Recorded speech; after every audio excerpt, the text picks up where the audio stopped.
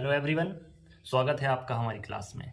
पिछली वीडियो में हमने आपको बताया था कि बहुपद क्या होते हैं और इनके कितने प्रकार होते हैं और किस तरीके से इसको डिवाइड किया जाता है, पदों के आधार पर और डिग्री के आधार पर।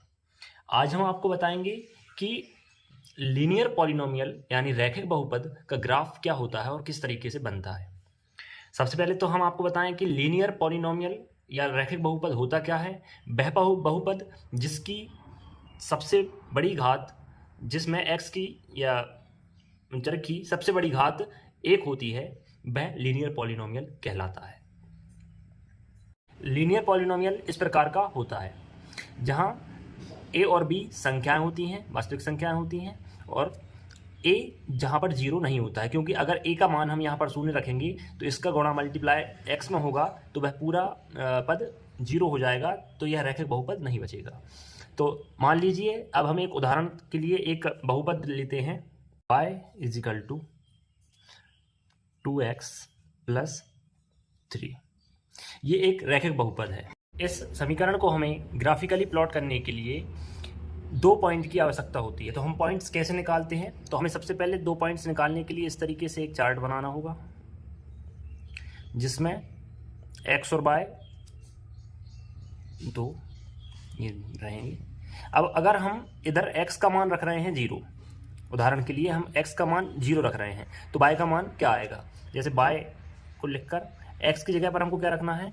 0 प्लस 3। तो 0 का मल्टीप्लाई 2 में होगा तो ये संख्या 0 हो जाएगी और y का मान आ जाएगा 3। तो x का मान 0 रखने पर y का मान आता है 3। इसी तरीके से यदि हम y को 0 रखें तो x का मान कितना आएगा? तो हम y को अगर 0 रखें तो यहाँ पर हम y का 0 रखेंगे तो y की जगह पर रख देंगे 0 इजिकल टू 2x प्लस 3। ठीक है, तो x का मान आ जाएगा, ये 3 इस तरफ जाएगा माइनस का 3 हो जाएगा, और ये 2 इस तरफ आएगा तो डिवाइड में 2 हो जाएगा इजिकल टू x। तो x का मान कितना आ जाता है? माइनस का 3/2। ठीक है, ये डिवाइड में है संख्या, इसलिए हम एक पॉइंट और ले रहे हैं आपके लिए, आपको समझने के लिए। हम कितने भी पॉइंट लें वो सभी एक ही रेखा में होंगे, क्योंकि ये एक लीनियर पॉलिनोमियल है, रैखिक बहुपद है।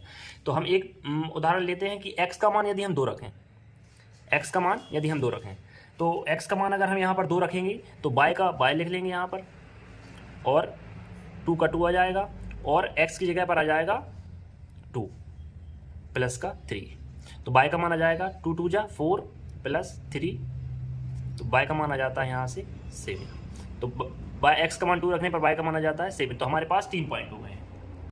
हमारे पास 3 बिंदु हैं, बिंदु A, बिंदु B, बिंदु C। हम A और B C इनके नाम देते हैं, जहाँ पर A बिंदु के निर्देशांक होंगे 0,3, 0,3, और B बिंदु के निर्देशांक होंगे माइनस का 3/2 और 0, और C बिंदु के निर्देशांक होंगे 2,7, क्योंकि पहले हम x के निर्देशांक लिखते हैं फिर y निर्देशांक लिखते हैं। अब हम इनको इस ग्राफ पर प्लॉट करेंगे कि ये इस पर कहाँ पर स्थित है बिंदु ये। तो सबसे पहले हमारे पास बिंदु है A 0.3, 0,3 मतलब x 0,3, 0,3।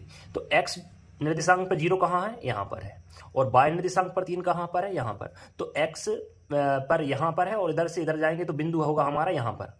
इस बिंदु का नाम होगा 0,3।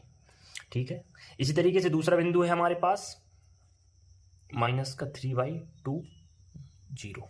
तो माइनस का 3/2 मतलब 3/2 का मतलब होगा 1.5 माइनस का, है ना, माइनस का 1.5 और 0। तो 1.5 कहाँ होगा? 1 यहाँ पर है और 2 यहाँ पर है माइनस का। इन दोनों के बीच का जो बिंदु होगा वो क्या कहलाएगा?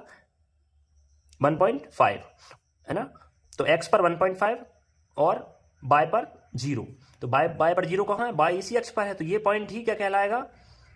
माइनस का 1.5, 0, ये बिंदु कहलाएगा। ठीक है, तीसरा बिंदु एक हमारे पास है जो है 2,7।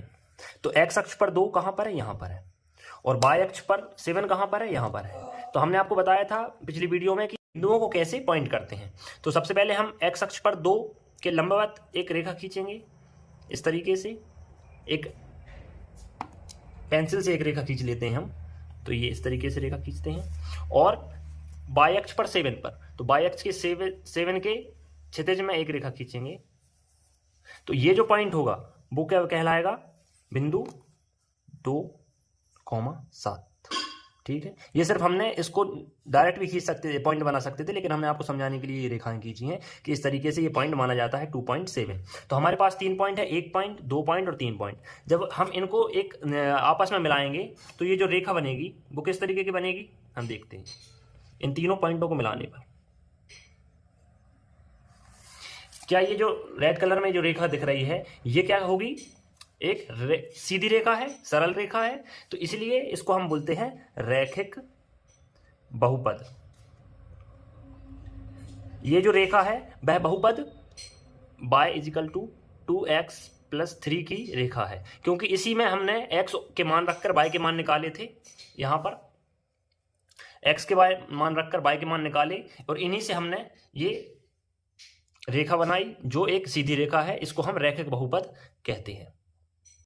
इस तरीके से रैखिक बहुपद में हम कितने भी मान निकाल सकते हैं x और y के, और उनसे जो पॉइंट बनेंगे उन सभी पॉइंटों को मिलाएंगे तो एक ही रेखा खिंचती है जो सीधी रेखा होती है। इससे हमें एक बात समझ में आती है कि यदि हम एक सीधी रेखा लें तो वह x अक्ष को सिर्फ एक बार काटेगी। ठीक है, क्योंकि अब ये सीधी रेखा है तो यहाँ पर इस पॉइंट पर काट दिया तो ये रेखा सीधी निकल गई, और इस तरीके से ये रेखा भी सीधी निकल जाएगी, तो ये फिर x अक्ष को कभी नहीं काटेगी। मतलब x पर जो 0 पॉइंट आया है, x पर 0 आया है जो पॉइंट, वह सिर्फ एक बार आया है। ठीक है, तो इसका मतलब ये है, इसलिए जो रैखिक बहुपद होता है उसका हल एक होता है। पिछली वीडियो में हमने आपको बताया था कि जीरो ऑफ पॉलिनोमियल कितने होते हैं, मतलब बहुपद के हल कितने होते हैं, जिनको हम सॉल्यूशन भी कहते हैं। तो लीनियर पॉलिनोमियल का हमने आपको बताया था या तो जीरो हल होगा या फिर एक हल होगा। ये जीरो और एक हल क्या होते हैं, हल का मतलब होता है कि x निर्देशांक शून्य हो। तो x निर्देशांक शून्य सिर्फ एक अगर सीधी रेखा है, स्ट्रेट रेखा है या स्ट्रेट लाइन है, तो वह x अक्ष को सिर्फ एक बार इंटरसेक्ट करेगी और उसी पॉइंट पर x का मान 0 रहेगा। ठीक है, क्योंकि ये जो रेखा सीधी है तो ये रेखा कभी वापस लौटकर ये घूम के नहीं आएगी, तो इसका मतलब सीधी रेखा x अक्ष को सिर्फ एक बार काटेगी, इंटरसेक्ट करेगी। इसलिए ज़्यादा से ज़्यादा सिर्फ एक ही बार ऐसा हो सकता है जब x निर्देशांक शून्य हो। ज़्यादा से ज़्यादा एक बार हो सकता है का मतलब कि हो सकता है शून्य हो, क्योंकि हमने आपको बताया था कि x का लीनियर पॉलिनोमियल में सॉल्यूशन 0 भी हो सकती है। तो 0 कैसे हो सकते हैं, अब देखिए इसमें आप मान लीजिए रेखा इस तरीके से कोई भी रेखा हो तो वो एक बार काटेगी। ठीक है, अगर ऐसी कोई रेखा खींचेंगे तो वह एक बार इंटरसेक्ट करेगी, लेकिन एक से कम भी हो सकता है। 0 कब होगा, मान लीजिए कोई एक ऐसी रेखा जो x अक्ष को एक बार भी ना काटे। मान लीजिए एक स्ट्रेट लाइन इस तरीके से भी खींच सकती है, ये x अक्ष को एक बार भी नहीं काट रही है क्योंकि ये बाई अक्ष को काट रही है, इसके स्ट्रेट है ये भी लाइन। तो ये या तो सॉल्यूशन स्ट्रेट लाइन जो होगी रैखिक बहुपद होगा, उसका या तो हल 1 होगा या फिर 0 होंगे। तो अधिकतम नंबर कितने हो सकते हैं, 1 हो सकता है। ठीक है, आई होप आपको ये वीडियो अच्छी लगी होगी। इस तरीके के कंटेंट को देखने के लिए हमारे वीडियो को लाइक करें और शेयर करें और हमारे चैनल को सब्सक्राइब करें और पढ़ते रहें और मस्त रहें। धन्यवाद।